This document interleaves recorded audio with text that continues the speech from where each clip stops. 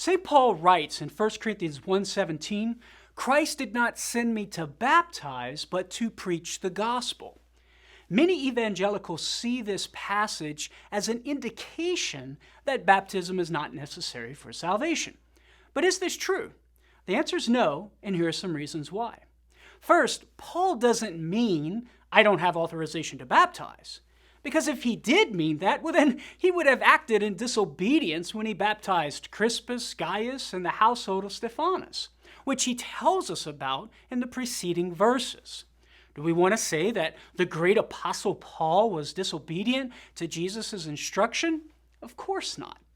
Furthermore, it doesn't make sense that Paul would not have a mandate to baptize when Jesus tells all the apostles in Matthew 28:19-20 to go into all the nations and make disciples by baptizing them. So what did Paul mean? It's much more likely Paul was using hyperbole in order to stress two important things. One, the focus of his ministry was to preach the invitation to salvation, and not so much the response to the invitation, namely baptism.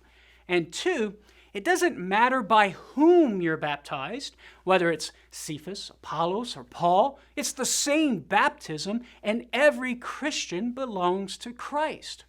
This is the topic of the preceding verses leading up to the verse in question. So, Paul doesn't intend for his readers to think baptism is not necessary for salvation in 1 Corinthians 1:17. That's simply a misunderstanding of the text. If you want to learn more about this topic and others like it, visit our website at Catholic.com. For Catholic Answers, I'm Carlo Broussard. Thanks for watching.